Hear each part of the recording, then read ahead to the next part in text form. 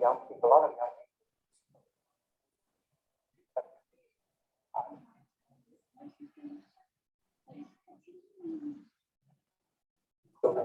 people. We also depressed. So at least later we find the world has a lot of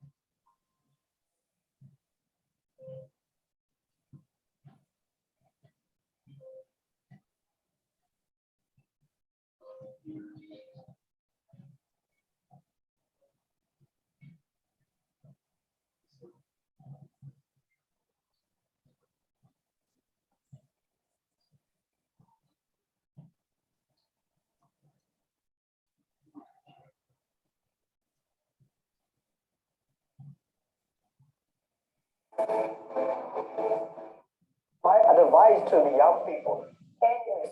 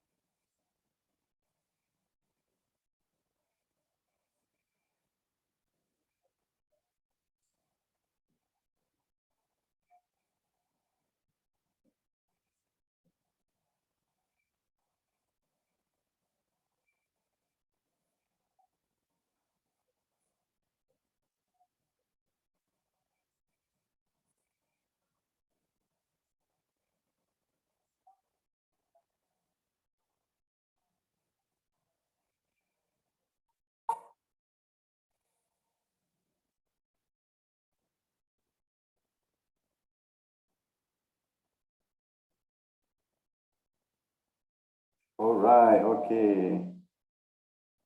Dapat sesuatu tak? Sangkut, line sangkut. Sebenarnya tak dengar apa lah Syah. Ya ke? Ha. Semua Kalau yang ingat okey ke? line. Tapi tak tahu mungkin line Kak Nora ke Syah. Yang lain okey ke? Saya pun tak dengar juga. Tak dengar langsung? Sangkut. Video sangkut-sangkut lah Syah.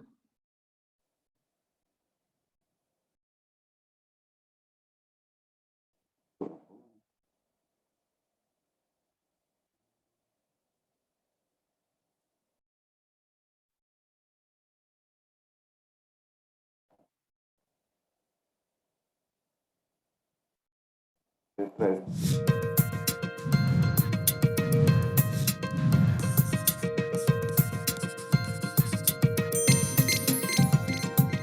Startup Stories in association with Olook.in.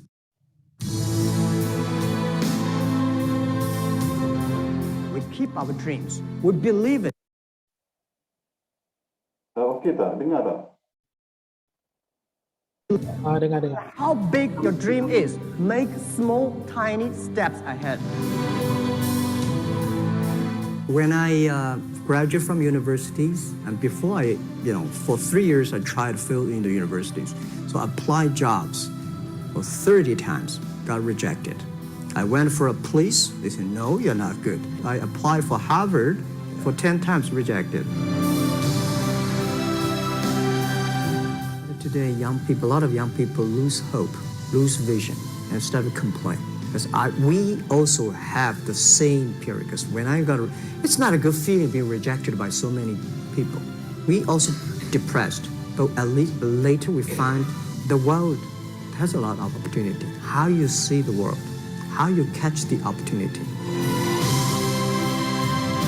We don't have a rich father, powerful uncle. We don't have a $1 from bank, 1 cent from government. Just work as a team. Because most of the people, they have a fancy ideas in the day. When they wake up in the morning, they go back to do the same job. We have to do something different. So from there, I started my business borrowing $2,000 from my relatives and friends. So 1999, I started Alibaba in my apartment. People say, Alibaba model is terrible.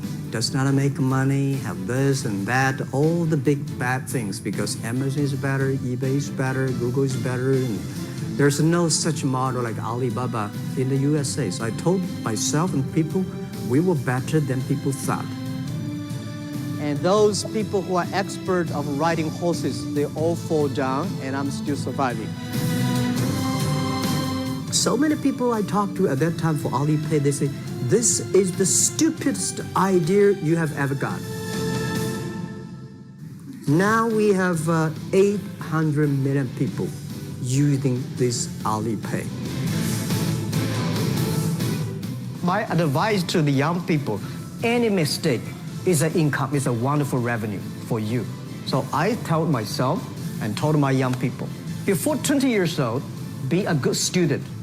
When you do entrepreneur, just learn some experience. Before 30 years old, follow somebody. Go to a small company. Normally in a big company, it is good to learn processing. You are a part of a big machine. But when you go to a small company, you learn the passion, you learn the dreams. You learn how to do a lot of things at one time. So before 30 years old, it's not which company you go, it's which boss you follow. It's very important. A good boss teaches you differently. From 30 to 40 years old, you have to think very clearly when you're working for yourself, if you really want to be an entrepreneur. When you're 40 to 50 years old, you have to do all the things that you are good at. Don't try to jump into the new area. It's too late. You may be successful, but the rate of dying is too big. So 40 to 50, think about how can focus on things that you are good at. But when you are 50 to 60 years old, work for the young people because young people can do better than you. So rely on them, invest on them, making sure they're good.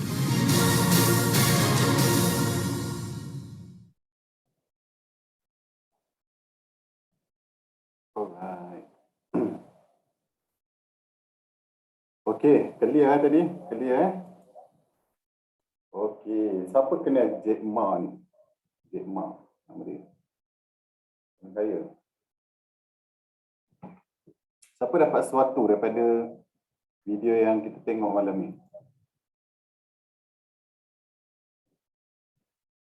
Jangan berhenti mengalah. Jangan berhenti mengalah. Okay? Maksudnya kalau dah tak kaful, Fikri? Buat je. Buat je. So kalau DA buat je. Kalau bos suruh call 30, buat je.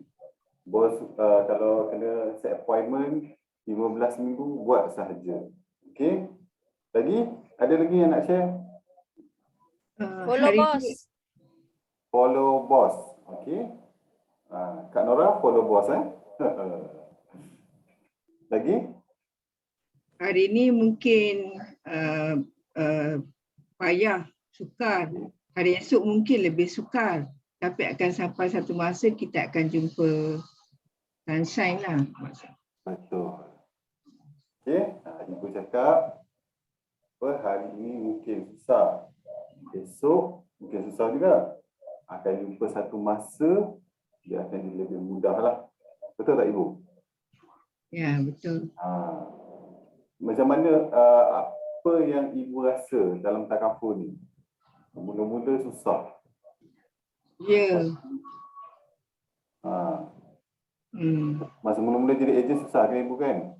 Nak kena ambil exam. Ya, susah. Sebabnya jual takaful ni sebenarnya produk yang paling susah sebab kita cuma jual kertas. Ailio Kita kan? tak jual barang. Tak ada barang kan? Itu Ya. Ailio. Kan? Tapi power lah kalau ibu dah boleh close sekarang ni. Tak ada produk secara fizikal tu orang boleh trust untuk ambil dan sign up. Hanya Ailio saja yang dilontarkan. Kan? Ayat-ayat manis saja yang dilontarkan. Tapi orang percaya kan? Lagi ada siapa nak share? Macam mana Jack Ma ni bermula ni? Dia ni billionaire tau. Daripada tak ada apa-apa sampai dia sesuatu. So kita boleh belajar lah. Kita kena believe dekat kita punya dream. Okay, dream tu is free kan? Tak salah kita nak berimpian besar. Kan, setiap orang mesti ada impian dia. So saya nak tanyalah impian tahun ni. Tanya siapa je. Tengok dulu. Nak tanya kan. Impian untuk tahun ni. Dah capai ke belum kan? Tanyalah setiap orang kan. Kita tanya Hanis. Hanis ada?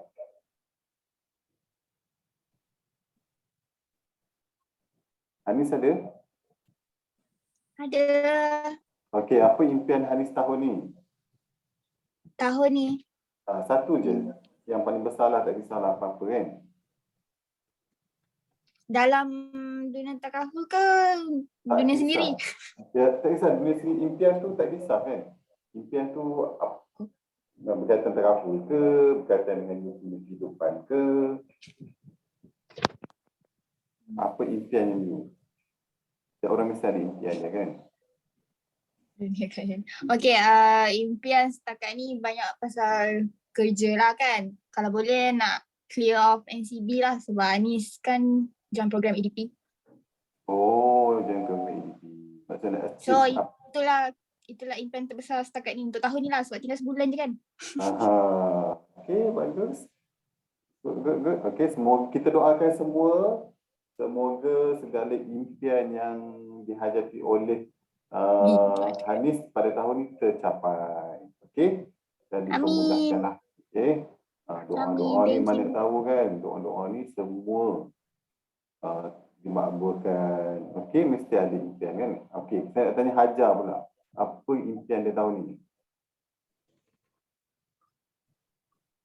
Hajar ada?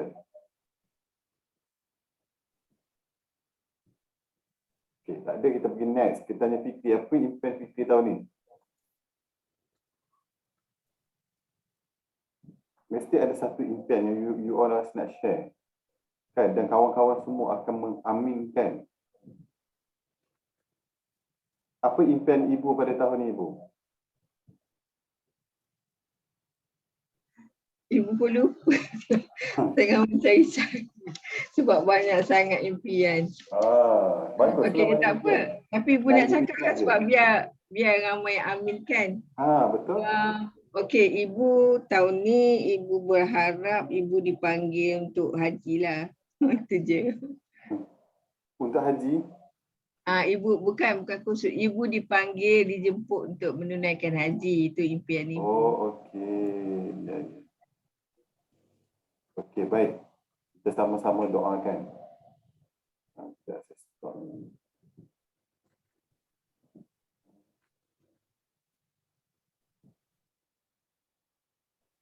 Kita sama-sama doakan ibu.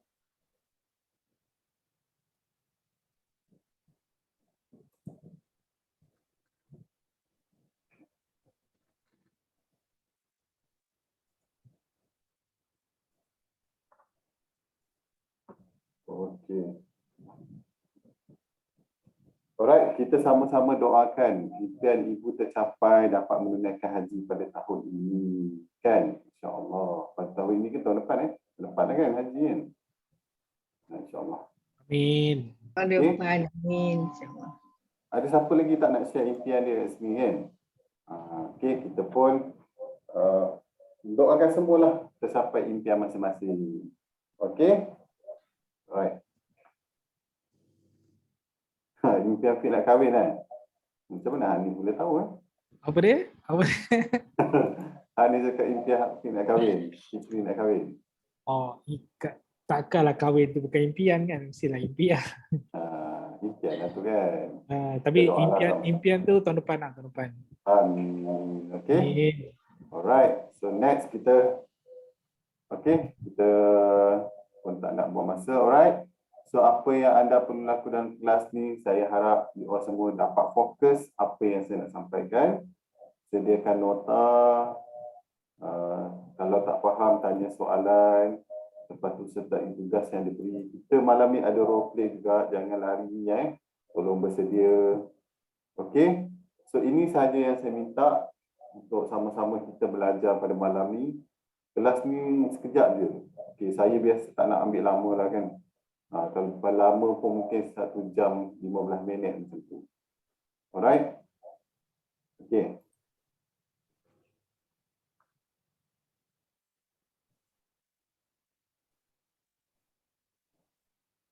Okay, last week kita dah belajar pasal prospecting, pre-approach, kita dah belajar tentang macam mana kita nak approach orang. Okay, dah 3 step kita belajar. So malam ni adalah step yang keempat. Kita nak belajar macam mana kita nak buat fact finding daripada prospek kita. Macam mana kita nak dapat maklumat yang tepat. Okay, sebab kalau kita tak dapat maklumat, macam mana kita nak advice dia, macam mana kita nak bagi cadangan yang terbaik. Kita tak boleh simply je teka-teka, tak boleh. Kita nak kena dapatkan maklumat yang tepat supaya kita tahu status keuangan dia macam mana, status pekerjaan dia macam mana. Alright, fact finding ni apa maksud dia? Finding adalah proses untuk mendapatkan maklumat tentang latar belakang keuangan, pekerjaan dan kesihatan semasa proses jualan dilakukan. Tak kisah apa-apa pun bidang jualan, sama ada takaful ke, insurans ke, apa-apa. Ini sangat penting untuk kita dapat maklumat yang tepat. Sebab bila kita dapat maklumat yang tepat tentang pekerjaan dia, tentang keuangan dia, kita tahu macam mana nak advise prospek kita the right plan.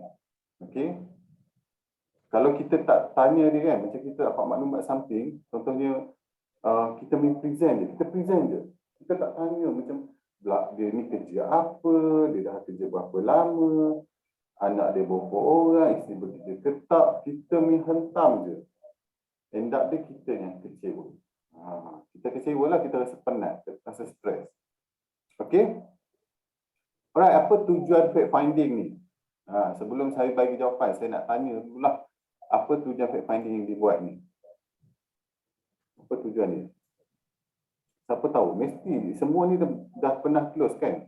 Mesti tahu apa tujuan fact finding tu buat. Mizan, apa tujuan fact finding? You jumpa prospek, mesti you tanya dia beberapa soalan kan? Apa tujuan dia? Tujuan dia untuk memastikan klien yang kita jumpa tu mampu membuat caruman secara konsisten. Mampu membuat caruman secara konsisten. Okey, bagus. Thank you Amizan. Lagi? Next, siapa nak share? Kita tanya ejen baru kan, macam Andi, dia dah close case, dah submit case. Okey Andi, apa tujuan fact finding? Mesti you ada buat fact finding masa sebelum you nak close klien ni. Apa tujuan dia? Tujuan dia supaya kita boleh tahu macam tahap kesihatan prospek tu okey ke tak untuk ambil takaful ni. Kita tahu status kesihatan dia. Okey, good. Terima kasih Andi. Next, siapa? Mesti ada close yang baru-baru ni. Kita nak tanya kan, dia tahap kefahaman you tentang fact finding ni. Sebenarnya untuk apa fact finding ni? Saya nak tanya lagi. Okey, baru ni. Yang baru Hasrul. Okey. Hasrul ada kat situ? Ada. Okey, apa tujuan fact finding ni? Nak tahu apa dia sesuai ambil package apa, warisan ke apa. Kita kan banyak ni produk kan. Produk apa yang sesuai. Okey, bagus. Alright, terima kasih Hasrul. Kita nak tahu, nak bagi plan yang sesuai untuk dia kan. Kita tak menghentam je kan. Kejap bagi tu, kejap kita tak tahu kan. So maksudnya sekarang ni you all semua faham. Okey, fact finding ni, kenapa kena buat fact finding ni? Okey, pertama, memenuhi keperluan prospek. Sebab apa nak memenuhi keperluan dia? Sebab bila kita jumpa orang tu, terutama yang stranger lah, tak kisahlah stranger ke, even kawan kita yang kita kenal sekalipun, kita tak tahu. Kalau bab-bab yang keuangan kita tak tahu secara detail. Sama ada dia ni dah ada coverage ke, atau tak ada coverage ke, ataupun dia dah ambil plan yang salah ke. Sebab saya pernah jumpa ada prospek dia ambil plan personal accident sampai 14. Dia spend duit dia lebih kurang 1,000 lebih untuk personal accident sahaja. Dan bila kita buat plan, kita nampak, dia ni ada 14 plan personal accident dan dia tak faham yang personal accident tu bila dia meninggal disebabkan kemalangan sahaja yang dia akan dapat pampasan. Kalau meninggal sebab sakit, dia tak dapat.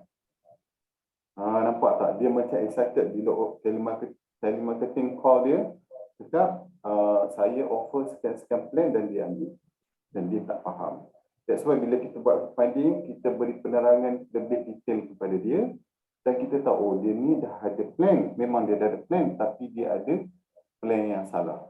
Bukan dia tak boleh ambil. Dia boleh ambil plan personal accident, tapi cukup sekadar ikut pada berapa jumlah coverage yang dia sepatut ada. Kalau coverage yang diperlu untuk kemalangan hanyalah 500,000 dan 500,000. Sebab saya kira 14 plan yang dia ambil tu almost dekat 3 juta coverage dia. Kan memang murah kan, dia bayar 50, ada yang bayar 80, campur-campur semua jadi 1,000 lebih, dia tak sedar. So that's why penting bila kita buat finding tu. Kan ada juga orang yang bila kita kira-kira dia punya coverage untuk kematian hanya ada 50,000. Sepatutnya dia kena ada 500,000. Dia ada 50,000 saja. So tak cukup. Dan bila kita buat finding lagi, kita jumpa dia tak ada coverage untuk critical illness. Jadi memudahkan, nampak tak? Kita dah nampak kat mana yang patutnya dia ni kena tambah. Okey, kalau dia ada yang lebih, kita minta dia kurangkan. Kita minta dia tambah dekat mana yang kurang. Itu pentingnya fact finding. Yang kedua, nampak kita ni lebih bersedia dan profesional.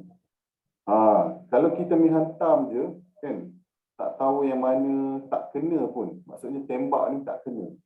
Tak bersedia lah. Dia tak rasa benda tu sesuai untuk dia. Kita menghantam je, tak boleh. Okey? Dan nampak kita ni seorang takaful konsultan yang profesional. Kita ada knowledge, kan? Dia nampak kat situ. Alright? Yang ketiga, tidak membuang masa. Present tu perkara yang di luar kemampuan prospek.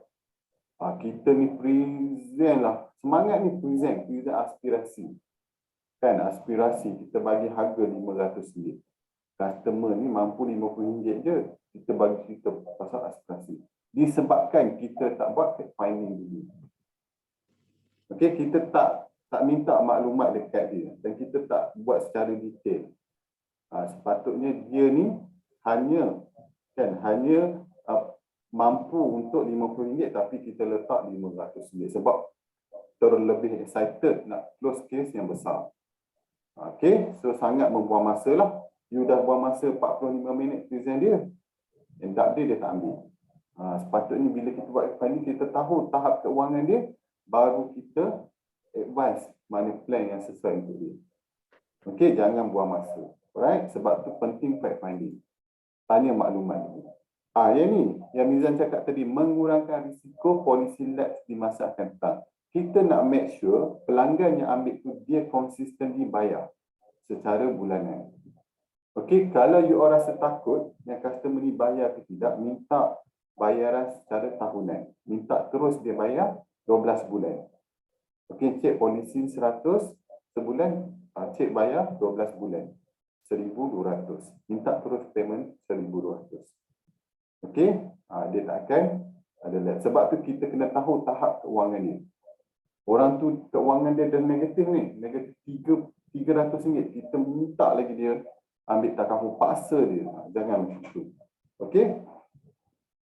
Kalau keuangan dia tak cukup, okey, minta dia jadi ejen. Okey, invite dia jadi ejen. Supaya dia dapatkan side income. Yang kelima, menambah polisi baru ataupun perlindungan. Macam saya cakap tadi, kalau dia kurang, kalau kita tengok dia kata, oh saya dah ada. Kan bila kita call lah, kita kata, saya dah ada cik. Cik ada polisi apa? Saya dah ada polisi company lain. Okey, company A lah. Then, boleh tak kita nak buat polisi review secara percuma? Kemudian kita pergi. Masa buat polisi review tu, sebelum buat polisi review tu, kita tanya beberapa soalan kan.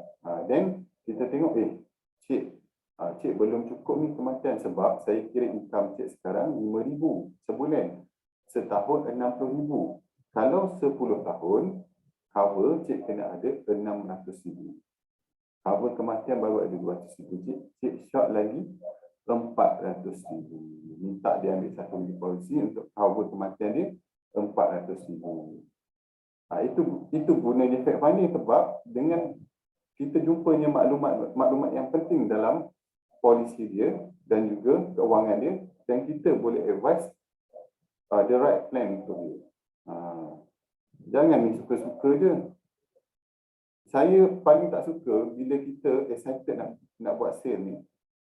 Orang tu tak ada protection, kita dah offer aspirasi. Sebab nak kejar sale, sebab nak kejar commission. Saya tak boleh. Saya jenis bila saya tengok orang tu tak cukup protection, kita kena penuhkan protection dia dulu. Bayangkan satu hari nanti, kalau dia accident ke, dia meninggal ke, kalau kita bagi aspirasi, dia hanya ada 25,000 coverage. Macam mana family dia nak survive? Sepatutnya dia kena ada 500,000. Okay. So, kita advise dia dulu. Supaya dia cukupkan dia punya protection. Dan kalau dia kata dia jenis memang nak aspirasi juga, dia baru bagilah.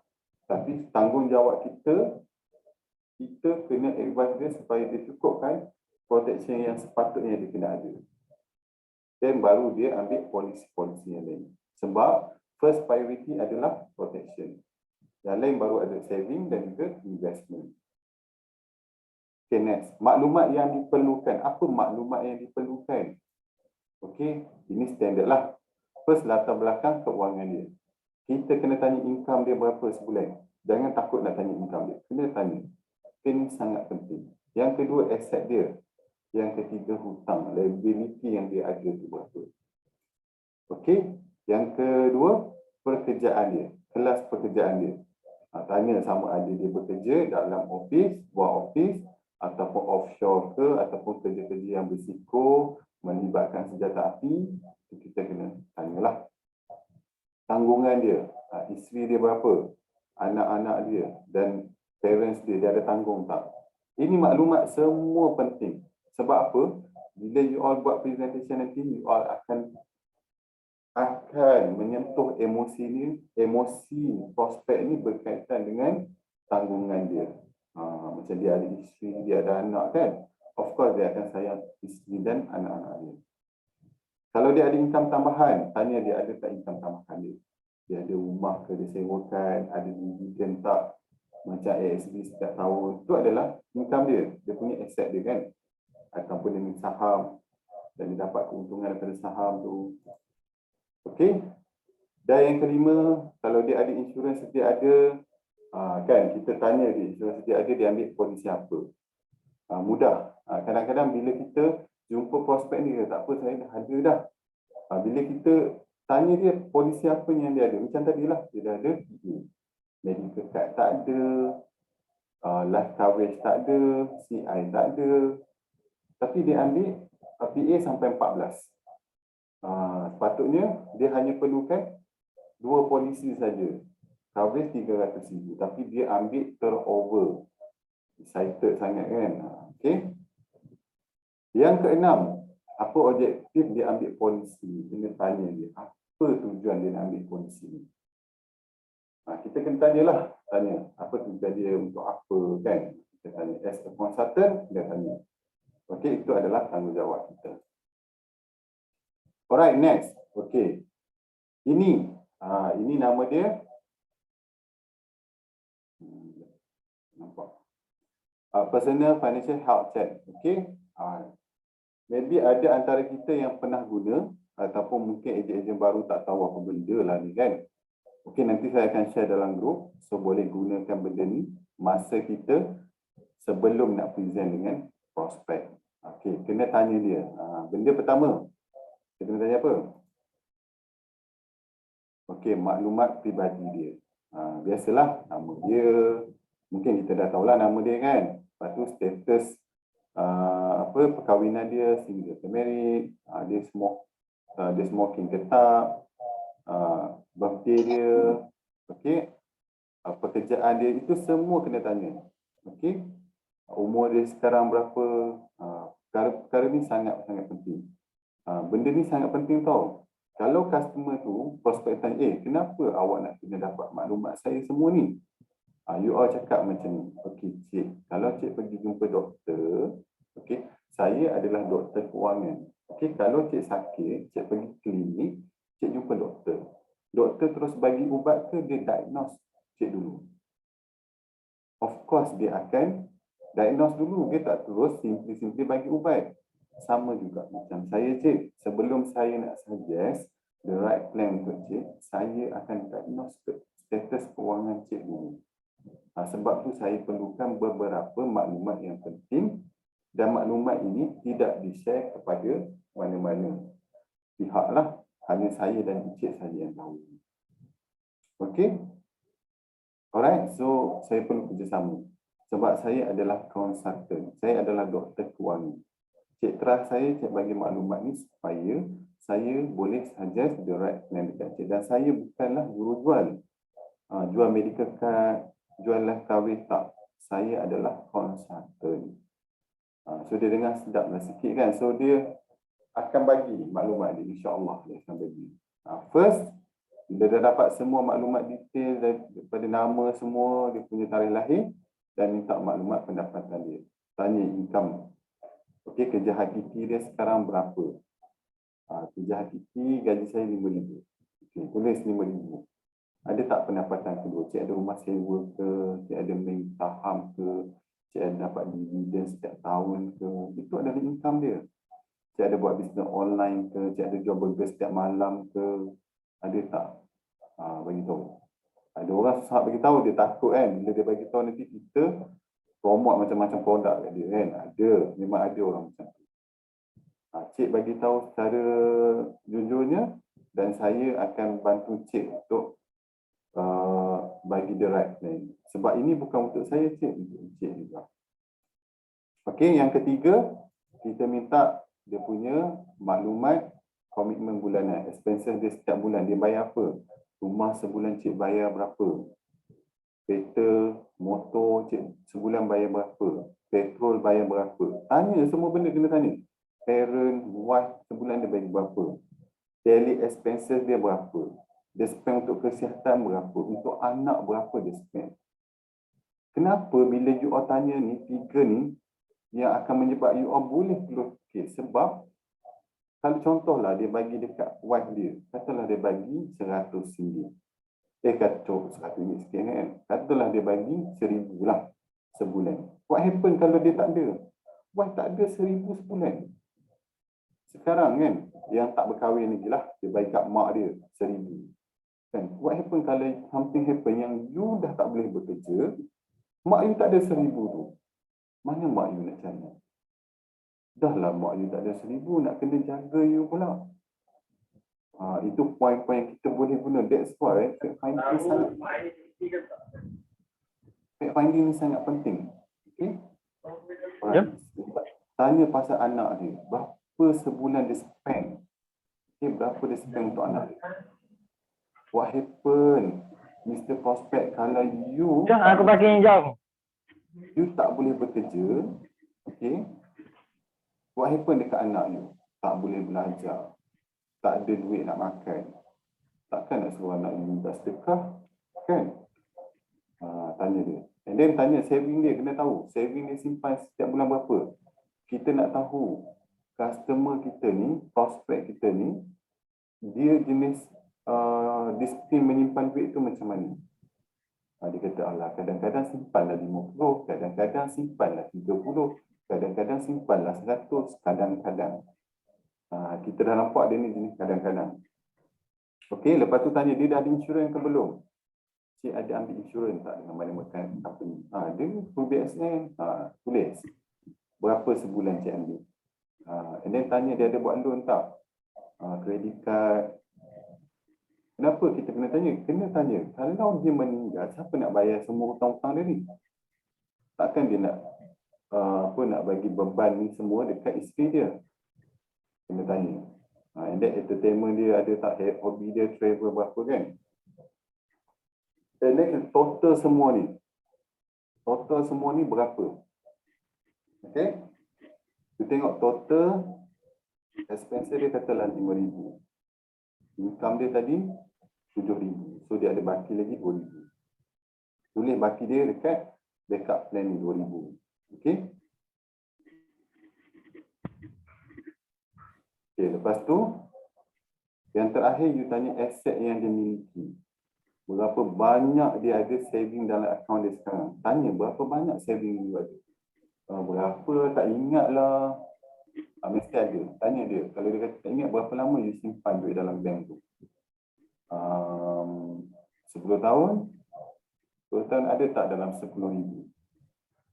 Tak ada kot yang 7,000 macam mana? Okay, dia beritahu. So tulis 7,000. Tulis dekat tepi tu 10 tahun.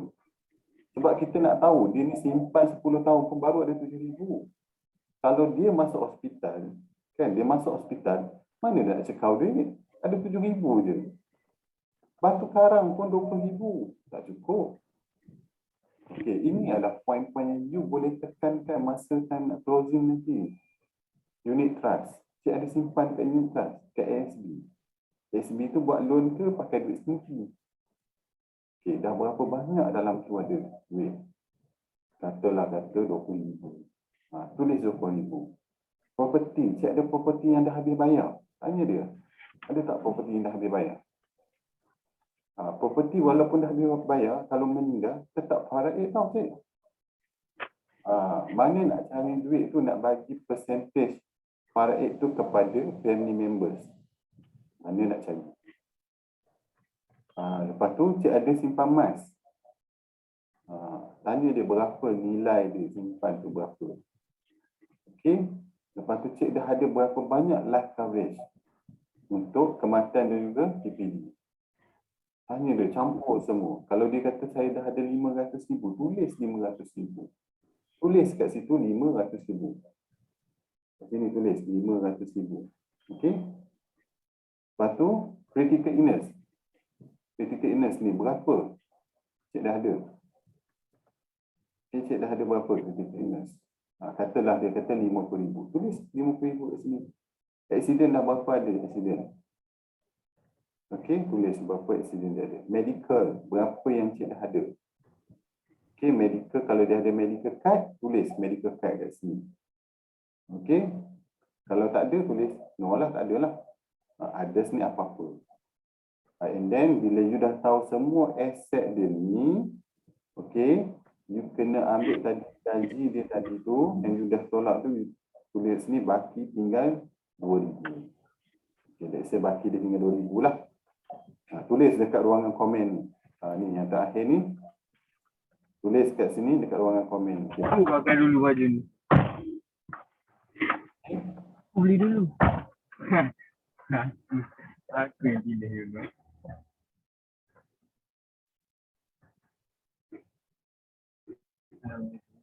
Tahu nak main air. Jangan. Okey. Kalau baki dia tinggal 2,000, tulis kat sini 2,000. Okey, tulis 2,000. Jadi total semua ni, saving apa semua ni, okey, nanti kita akan tolak balik. Okey, let's say sekarang ni income dia adalah 5,000. Income dia 6,000 setahun. Okey, 6,000 setahun. Dah saya kena tulis sikit ni.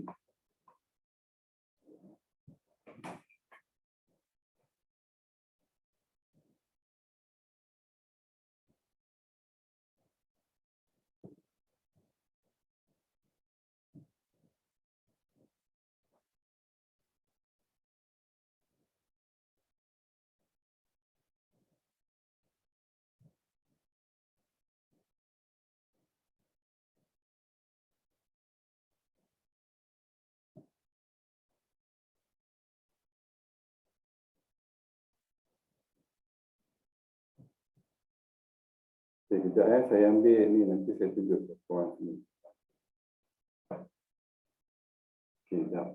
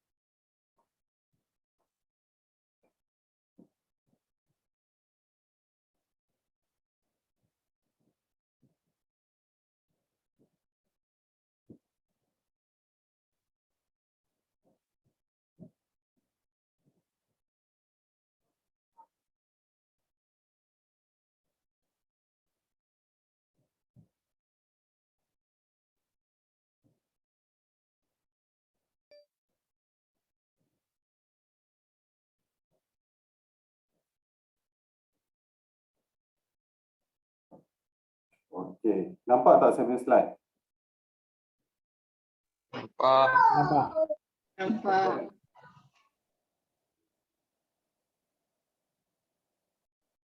Okey, so minta lah. Okey, contoh tadi katalah income dia, income 5,000 sebulan. Okey, kerja part time 2,000 sebulan. So income kat sini 7,000. Okey. You minta lah kat sini kan. Okay. So let's say katalah dia bayar rumah 700. Okey. Kereta dia bayar 1,000.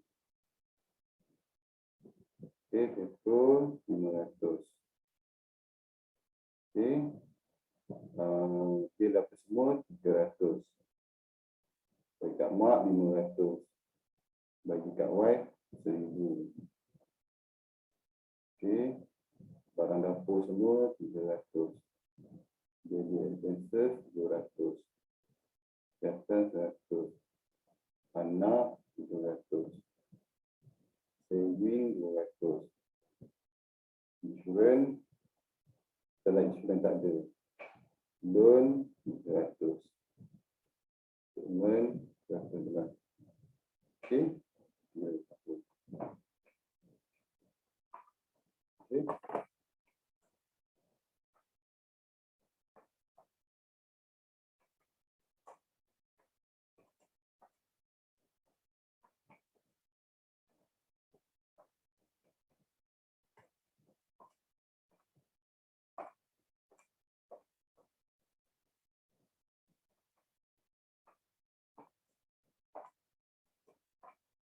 Okay, so total dia 5,800. 5,900. Okay. So, you ambil ni, okey. 7,000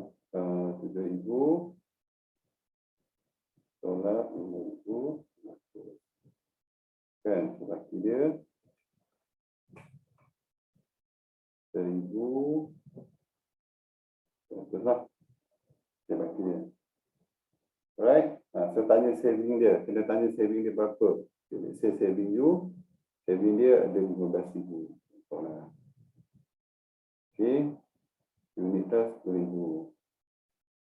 Property tak adalah. Mas tak ada, life insurance dia dah ada 150. Critical illness dia dah ada 50,000. Okay, accident dia ada 30,000. Okay. Medical card dia tak ada lagi. Okay, dia tak ada.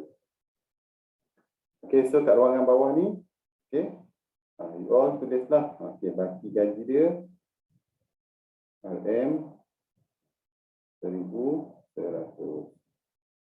Okay, so coverage yang dia ada, dia dah ada 150. Okay, jadi macam mana kita nak advise dia, macam mana kita nak kira. Cakap dia sekarang ni gaji dia 7,000. Okay, 7,000 sebulan. So darab 12 bulan samaan 84,000. Setahun lah. Buat enam kan. Okay. Formula nak senang. Okay, 10 tahun gaji. Okay, kena ingat. Kalau untuk life coverage 10 tahun gaji. 10 tahun gaji. Maksudnya 84 ni 44K darab 10 tahun. Jadi dia kena ada RM 840,000. Ini adalah death dan TPD lah. Okey, kalau nak tahu CI dia kena ada berapa? CI separuh, kena darab 5 tahun. 84 darab 5. Jadi separuh lah.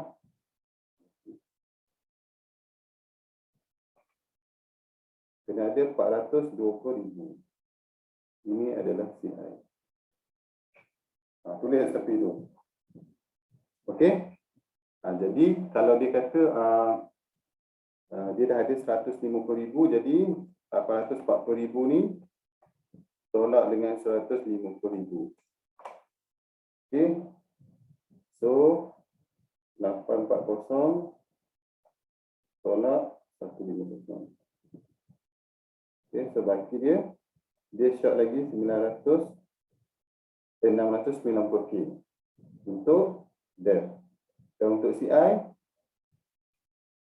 420 tolak 50,000. Okey. 420 tolak 50K. So dia short lagi 370. Alright. So ini yang you all kena offer dia. Benda pertama sekali kena offer ni. Lepas tu yang kedua CI. Yang ketiga baru medical card. Yang keempat baru accident. Mungkin boleh tambah sikit lah accident kat sini kan. Tambah lagi 150K accident. Sebab dia meninggal, segala sebab dia dah ada ni. Dia dah dapat ni 840,000. Kalau you all kira katalah 840,000 ni harga dia 400 dan dia tak mampu 400 kan. Tapi you all boleh bagi separuh. Tapi 1,100 ni kita tak ambil semua pun. Kalau dia mampu allocatekan separuh daripada 1,100 ataupun kita ambil 10% sahaja daripada income dia ni, maksudnya RM700. Tanya dekat dia, mana lagi dia okey? Cik hilang RM700 ataupun cik hilang RM7,000. Sebab kalau cik dah tak ambil kerja, cik totally akan hilang. Ni, 7,000 ni. Dia akan hilang 7,000 tu. Okay? Alright kan? Sekarang ni kalau you buat warisan pun, okay? Kita kira lah quotation kan. Kalau kita buat warisan. Sebab warisan kita boleh company design produk warisan plus. You boleh letak term 20 tahun. Kenapa nak pening kepala? Kalau dia tak ada tak ada duit, kita letaklah term 20 tahun dulu. Sebab produk ni boleh sustain sampai umur dia 100. Letak dulu short term, tak payah nak pening kepala. Kalau letak 70 ni, kita pun tak tahu kita ni hidup lagi 20 tahun ke tak. Dia pun tak tahu dia hidup lagi tak 20 tahun. Yang penting dia dah ada coverage ni. Jangan nak pening kepala nak bagi umur 80, 100. Sebab apa? Okey, you all tengok simple saja. Saya selalu bagi tahu proses saya. Kalau you all tak confident nak bagi 20 tahun. Okey. Letak dulu umur 20 tahun. Alright? Letak dulu 20 tahun. Okey, let's say lah kita kira Okey, kita kira dulu. Kita kira. Okey.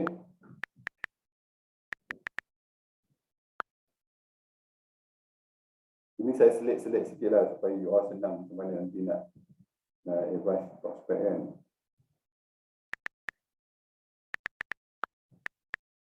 Okey, kita kira dulu. Kalau letak 20 tahun, okey, dia ada cash value sebab warisan dia adalah investment link dengan produk investment link. Jadi dia ada cash value. Okey, kalau kita nak boosterkan lagi cash value dia, kita boleh masukkan rider dalam tu. Kita masukkan saver. Bila saver dia banyak, okey, dia punya cash value banyak. After 20 years, of course dia dah ada cash value tu. Memanglah orang cakap nanti 20 tahun dia nak kena bayar extra, betul. Tak nafikan memang dia akan kena bayar extra. Tapi kalau dia ada cash value tu, dia boleh guna duit cash value tu untuk buat bayaran bulanan dia. Company akan tolak, pensi akan tolak.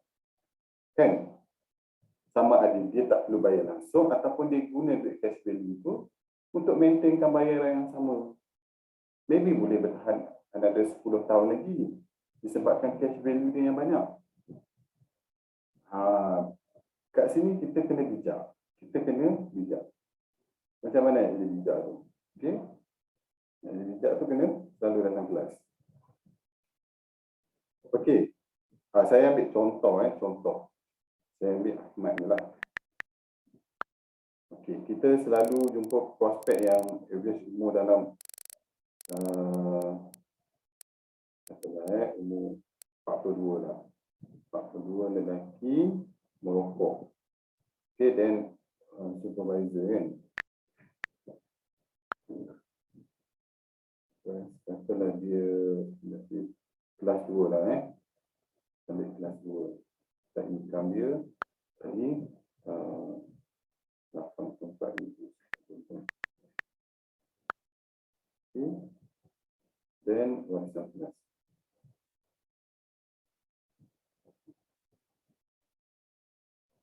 Ini kalau you all nak pilih high risk, letaklah equity. Saya letak 50-50. Urus adalah middle lah, tengah-tengah. Okey. Kita letak tadi berapa? Berapa tadi? 800.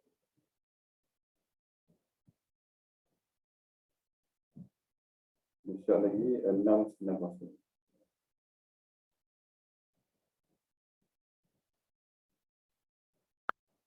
Okay.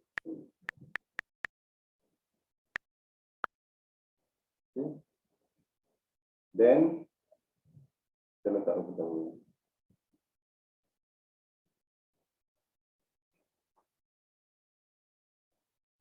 Okey, baru 366. Okey, dia boleh ambil tadi 700. Sebab dia ada baki tadi kan. So jangan lupa letak contributor, letak precision.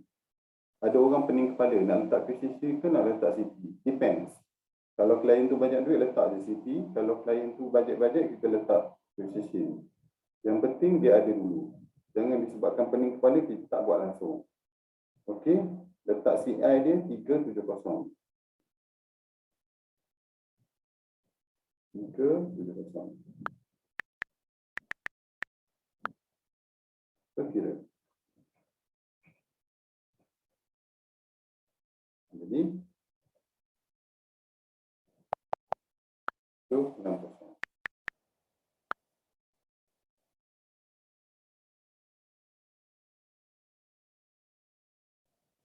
Okey. Okey tak cik? 760. Cik mampu tak 760? Okey. Kalau dia kata, oh okey lah, proceed lah 760. Oh lah 760 tak boleh lah. You all adjust lah. Kalau dia kata 760 tu besar, berat, kita adjust berapa? 500 ke, kurangkan dekat sini. Kan, kurangkan sini. Kan? Okey, tapi kita kira tadi 690. Okey, dah 6 lah 760. Alright. Jadi, kalau macam ni, kita dah tahu cash value dia memang tak banyak. Okay. Kalau you all tengok dekat part yang ni kan, 20 tahun cash value kosong kot. Macam mana nak sustain ni 20 tahun?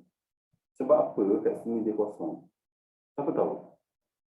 Kenapa dia kosong? Saya nak tanya, yang biasa keluar kes ni, Fikri. You prospek tanya tak? Kenapa kosong? Fikri? Tanya ke tak So far tak tanya lah. You tak tunjuklah benda ni dekat prospek. Tunjuk tapi tak tanyalah sebab dia tahun terakhir tu kan. Dia tak tanyalah. Sebab kali tanya duit dia kot. Tadi you cakap ada cash value, sekarang kosong. Macam mana? Dia mati pun dia tak dapat so tau. far kan tak tanyalah. Kena tunggu orang yang tanya dia. Dia mati tahun ni, dia tak dapat apa tau. Kosong tau. Apa yang you nak jawab? Dia dapat. Mana tak dapat? Tahun terakhir kan ni? Tak dapat lah sekali. Tahun akhir dia tak dapat apa. Dia kosong. You tengok kan. Apa yang you nak jawab dekat prospek? Kosong lah. Dia betul. You tengok, dia benefit ni kosong. Guys, pernah tak prospek tanya? Apa you jawab? Siapa biasa kena fikir? Ridwan. Ridwan. Ada tak prospek ditanya?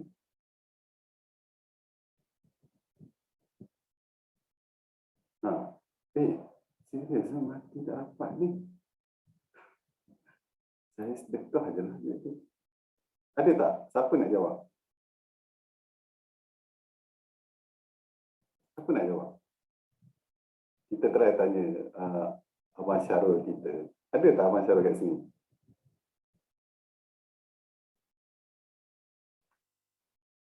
Siapa nak jawab?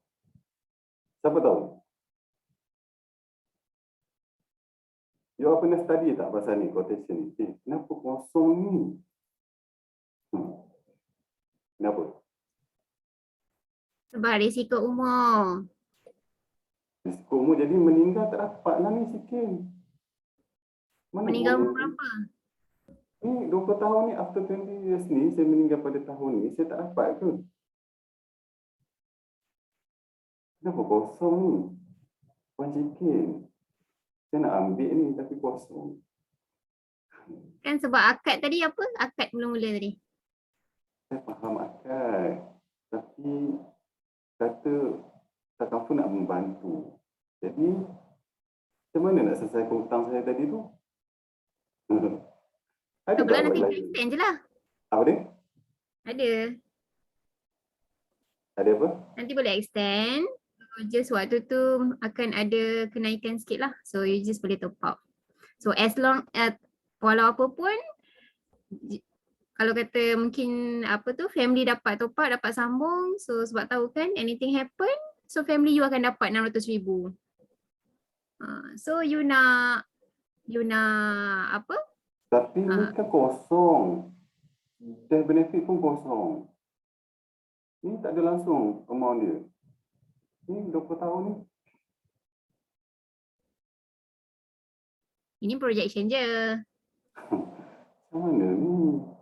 Salah lah. Itu sampai umur berapa? Sampai umur 100 Syah? Tahun 20. End of certificate 20 tahun. Kalau umur tadi 42, maksud 62 saya tak dapat apa-apa. Sikit. Macam mana ni? 62 polisi dah tamat. Jadi saya Sambung tak lah. apa. Boleh extend. Jangan risau. Boleh extend Just ada kenaikan kat situ. Okay. Boleh extend. Yes, Jadi, sebab yang ada tak? waktu bekerja ni 20 tahun ni. Masa sihat dengan boleh bekerja ni. Jadi saya dapatlah maksudnya. Saya dapatlah sikit InsyaAllah kita tak tahu bila akan jadi kan. Kita tak tahu siapa yang akan pergi dulu. So yang penting ni kena buat perlindungan masa you masih sihat boleh bekerja dalam tempoh 20 tahun ni. Seandainya selepas 20 tahun tu kata masih sihat juga ada lagi. So you just boleh extend. Walaupun ada kenaikan kat situ. Okay. So sebab you tahu you nak sediakan something ni. Instant cash for your family. Cik rasa okay tak? Okay. Alright. Okay. Macam tu. Kalau tak apa jawab Syah? Thank you sikit. Okay, thank you atas jawapan. Okay, dia macam ni. Betul juga jawapan tu. Sebenarnya produk warisan kita kena ingat satu. Produk warisan kita tak dapat dua-dua. Kita akan dapat salah satu. Okay. Dia bukan bermaksud kalau cash value kita akan dapat whichever is higher kan.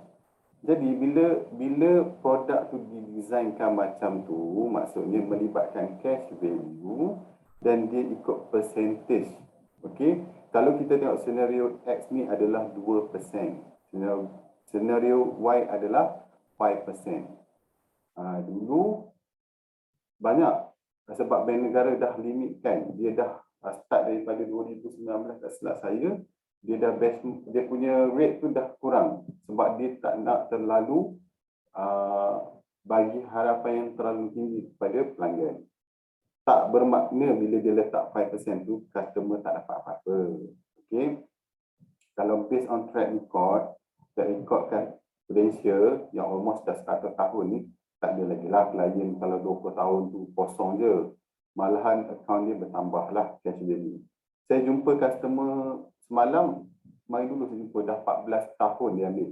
Okey, 14 tahun. Cash value dia ambil medical card dia tahu RM100 sebulan. Cash value dia dah ada RM14,000. Bayangkan. Padahal dia ambil RM100 je sebulan. Jadi you all tak perlu takut. Sebab projek kita kat sini adalah 2% dan 5%. Jadi ini adalah knowledge untuk kita bila prospek. You akan jumpa satu prospek yang sangat very particular pasal benda-benda ni. Dia akan kira in detail. Dan macam saya cakap, cik pun tak tahu after 20 years apa buat. Sebab tu, dekat quotation kita, kenapa maksimum ada 20 tahun je? Sebelum ni, Bank Negara pun dia letak sebelum ni 30 tahun tau. Kalau you tengok, dalam quotation yang previous ni 30 tahun. After 30 tahun, kita pun tak tahu apa berlaku. Dan dia pun tak tahu apa berlaku. Sekarang dia dah shortcut kan sampai 20 tahun saja. Dan cik pun tak tahu apa berlaku 20 tahun. Tapi based on track record. Macam tu juga orang main saham ataupun dia main investment. Dia pun tak tahu after 20 years, 20 tahun akan datang apa berlaku. Tapi based on track record, pada track record kita, memang setakat ni customer akan dapat punya jumlah pampasan. Sebab produk warisan plus ni dia bagi tengok yang mana lebih tinggi. Masa tu kalau katalah 20 tahun dia dah ambil, total cash value ada pada waktu tu adalah 800,000 dan kematian dia masa tu ada 600,000. So dia akan dapat 800,000. Bukan dia akan dapat 600,000 plus dengan 800,000. Okey? Sebab tu saya cakap kalau masa tu cash value dia tinggi dan dia boleh guna duit cash value tu untuk bayar bulanan dia. Bayar bulanan dia setiap bulan. Okey? Terima kasih Sikin tadi, berani Sikin. Sebab tu dia sudah banyak kes, dia tak takut. Tengok yes BN Bank Negara Malaysia guideline. Sebab tu dia boleh close kes.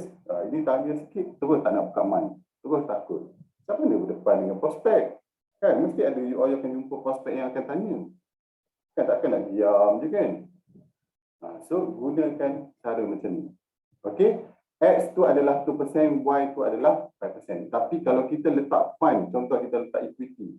Kita tengok track record equity tu berapa persen yang customer dapat, maka dia akan banyak. sebab kita based on compounding interest. Okey, kalau nak kira secara teknikal ni banyak pula lah. Malam ni habis pukul 1. Okey, jadi banyak kerja. Itu je cakap dengan customer. Alright. So setakat ni tak ada lagi lah pelanggan kami yang tak dapat. Tetap dapat. Okey. Sebab kami company dah sangat lama. Almost 100 tahun kan. So tak ada masalah lah kalau company baru buka tu mungkin lah defect kan. Kita dah lama kan. Tak ada isu. Okey. So jangan takut. Alright. Okey. So you all offer je 20 tahun dulu. Dan plan ni pun boleh sustain sampai umur dia 100. Kalau dia nak top up lagi 100, mungkinlah dia kan kena tambah lagi maksimum sampai 1,900 bayaran dia nanti. Okey, depends. Kita tengok pada tabarruk fund juga. Okey, sangat simple. Sangat simple. Okey, macam ni, sangat simple. Alright, so setakat ni ada soalan? Ada soalan tak? Bukan susah je nak buat crowdfunding ni. Senang. Okey, sangat senang. Sebab bila you buat crowdfunding, you nampak kat mana kekurangan dia. Apa yang dia patut tambah, apa yang patut dia kurang. Okey, ada soalan tak setakat ni? Ibu nak tanya. Ya, Ibu. Yang cash value tu dia dapat dari mana ya? Daripada contribution dia tu ke, Betul, ataupun Ibu. yang dia punya investment punya produk? Contribution dia. Okey, sebab dalam plan ni, kalau Ibu tengok dalam plan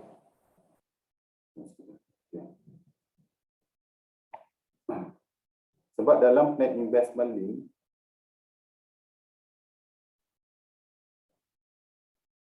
ni dah masuk produk ni. Tapi tak apalah, sikit je Investment link warisan plus. Okey, dia ada IUA. Apa tu IUA? Investment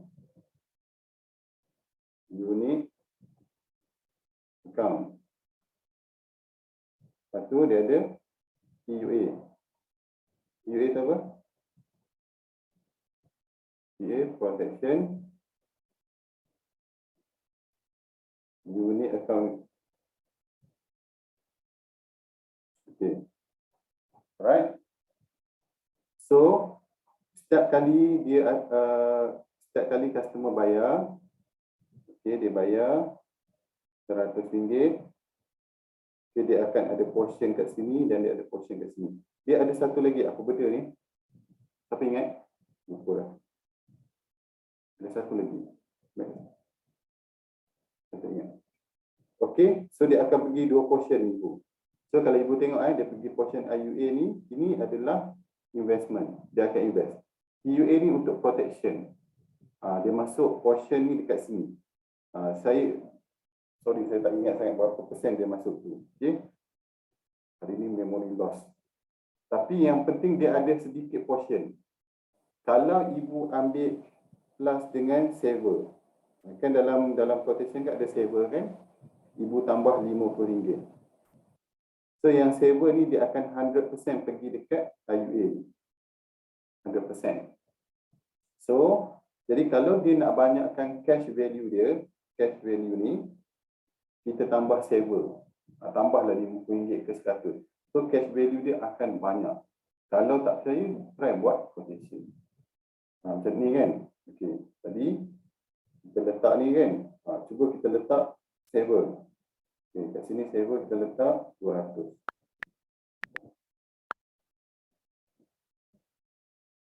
So, bila kita generate quotation nanti kita akan nampak perubahan dekat dia punya jadual. Cash value tu ada perubahan. Sebab nampak tak? Tadi kosong. Tiba-tiba kat sini ada 738.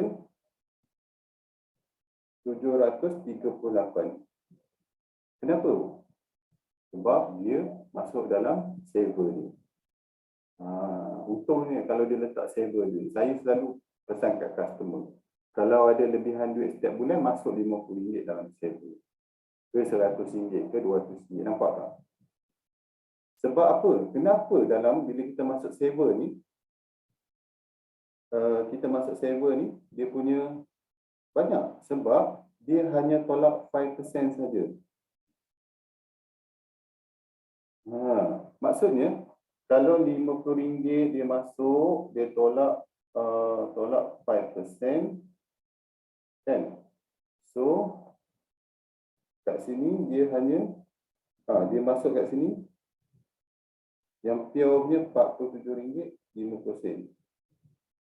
Maksud banyaklah akaun dia. Kalau dia masuk duit dekat sini, kan, UA ni dia tolak berapa tahun pertama? 60%. 60% ni dah cah wakalah, bayar kita punya komisen semua tu. 40% tu dia masukkan dalam akaun, betul-betul akaun PUA dan juga AUA. 60% dia tolak. Ini 5% dia tolak. Yang RM47 ni dia masuk dalam akaun AUA. Ibu faham tak Ibu? Faham. Itu je, senang. Terima kasih. Itu senang. Jadi kalau nak banyakkan customer punya cash value, masuk dekat server. Minimum RM10. Masuk setiap bulan ke, setahun sekali ke, lamsam ke, tak bisa. Nanti orang tengok cash value dia sangat-sangat banyak. Itu cara dia. Okey, misal kenapa tahun ke-20 cash value jadi berkurang, kalau klien tanya nak jawab. Saya dah jawab tadi kan. Dia tanya. Kenapa tahun ke-20 cash value jadi kurang? Kalau klien tanya nak jawab apa? Okey.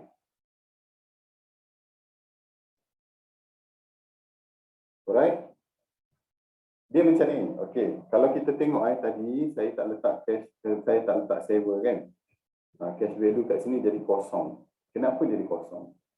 Okey, pertama sekali kita tahu bila umur meningkat, dia punya cas tabaruk akan meningkat dan menyebabkan dia punya tabaruk dia punya cas tabaruk tu memang sangat tinggi lah. Kalau tengok sangat tinggi kan. Mana tabaruk dia?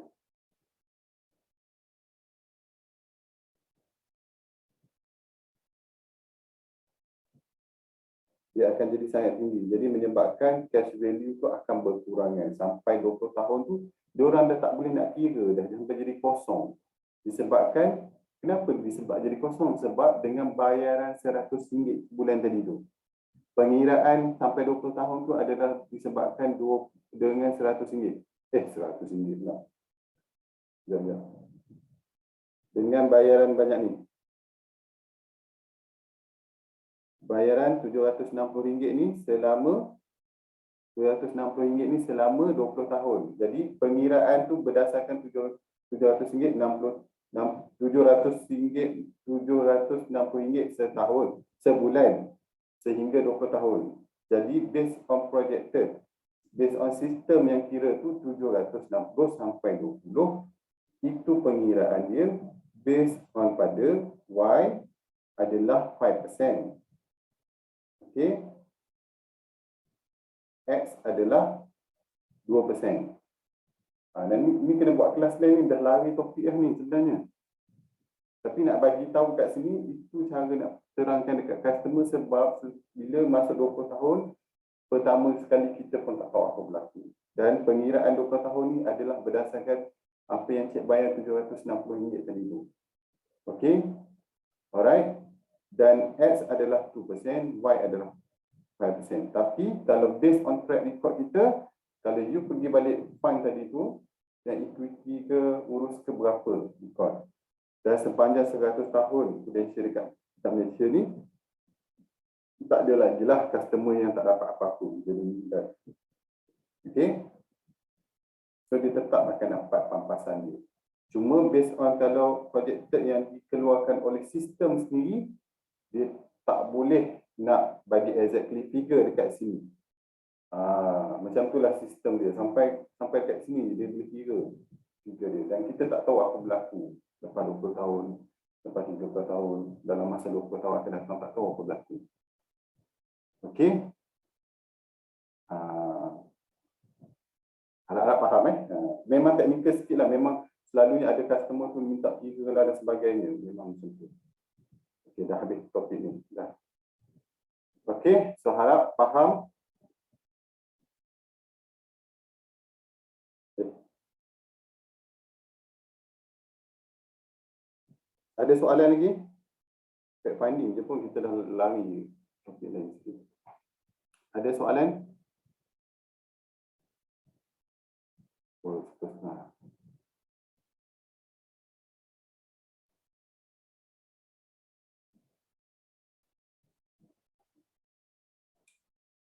Ada soalan? Andi, Farah, Abang Saufi, Abang Fazi, Hajar, semua okey ke? Mizan, Okey. okey, tak ada soalan. Confirm tak ada soalan? Okey, tak ada soalan, okey? Alright, tak ada. Okay, hopefully you all boleh gunakan sebaik mungkin apa yang saya sampaikan malam ni. Okay, mungkin tak banyak, mungkinlah boleh gunalah sedikit kan. Mungkin ada benda yang kita tak pernah dengar, and then malam ni kita boleh dapat something. Okay, saya harap dapat membantulah sedikit. Dan fact finding ni sangat penting lah, sangat penting. Dan kita boleh tahu kat mana kita nak bagi dan kat mana kita nak kurangkan, mana nak lebih, mana nak kurang. Okay, harap sekarang pun dah pukul 10.22 dan saya rasa semua dah okey, dah faham, tak ada soalan. Okey, kita tamat kelas kita. Terima kasih semua yang hadir malam ni. Yang lebih tu datang pada Allah, yang kurang tu atas kelemahan saya sendiri. Dan okey, kita ambil gambar dulu sebelum kita tutup kelas kita.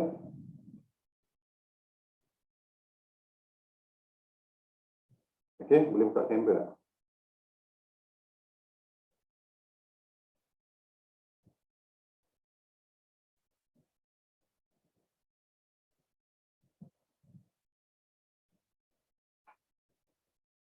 Oh.